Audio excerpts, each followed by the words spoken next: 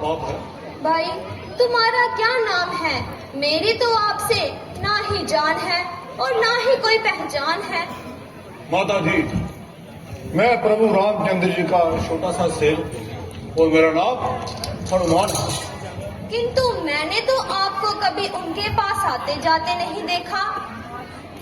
जरा समीप तो आइए, मुझे अपनी शक्ल तो दिखाइए। निस्संदेह आपका कहना यथार्थ है। आपकी उपस्थिति में मेरी उनका कोई रसाई न थी, परंतु आपकी ही कोई करते समय उन्होंने हमारे राजा वानर राज सुग्रीव को अपना मित्र बनाया और उसी समय से दूर, ओ कपट आत्मा दूर। मैंने तुम्हें जान लिया और भली भांति पहचान लिया। अरे दुष्ट, वह वही समय था जब मैं धोखा खा गई और तेरे धोखे में आ गई। अब तू लाख बातें बना ले, चाहे हजारों बेस बदल कर आ, मैं इस मिट्टी को भी सूंघ कर बता दूं कि ये उस बेईमान रावण की कब्र है और तेरी इन चालाकियों की मुझे सब खबर है। माता जी, आपको भी सच्ची बदगुमानी है, परंतु आपके विश्वास के लिए मेरे पास प्रभु रामचंद्र जी एक निशानी है। लीजिए, इसकी पहचान कीजिए और बड़ी प्रकार इत्मीनान कीजिए।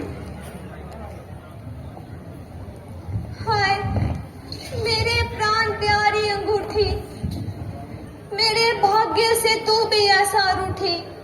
तुझको मेरी दशा पर दया आई और इतने काल के पश्चात तू मुझे दिखाई।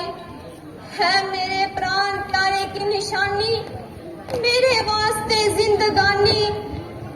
इस समय मेरा मन बहुत बेचैन हो रहा है।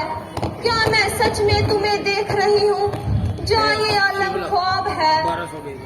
माता जी, अब इन बातों को जाने दीजिए और मेरी तरफ ध्यान दीजिए।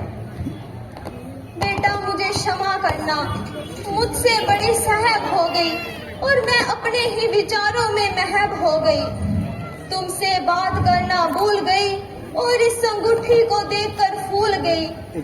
अविश्वास के कारण जो अनुचित शब्द मेरे मुख से निकले, उनके लिए मैं सख्त शर्मसार हूँ और हाथ जोड़कर आपसे माफी की इच्छुक हूँ।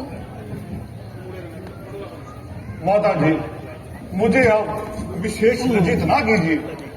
मैं तो आपका दुर्सेवक हूँ और आपके लिए प्राण तक देने को तैयार हूँ।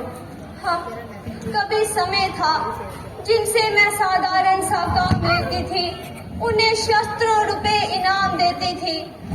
शोक, आज मैं निर्धन और नादार हूँ कि अपने हितैषी का सत्कार करने से लाचार हूँ और यहाँ तक कि ये वस्त्र भी पर्याप्त नहीं है जिनसे मैं अपना शरीर ढक सकूं और मारे थर थर शीत के कांप रही हूँ।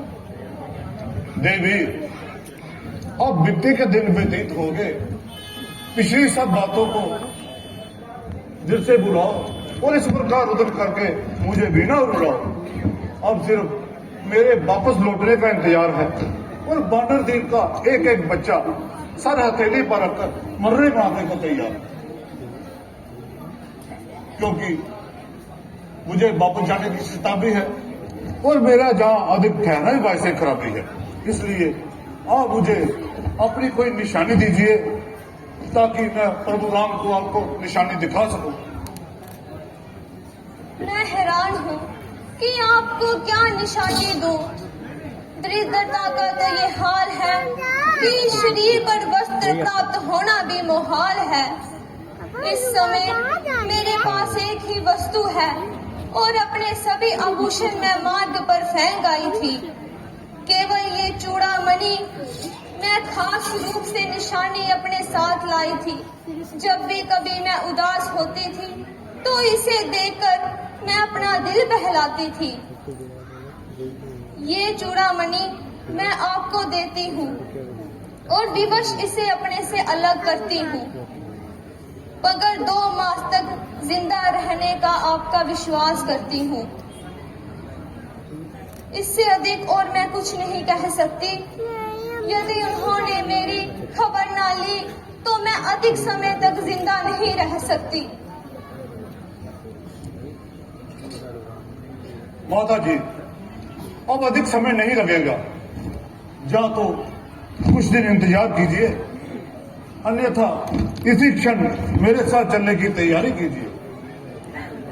मैं तुम्हारी मेहरबानी की मशहूर हूँ, किंतु पराये मनुष्य के साथ जाने से मजबूर हूँ।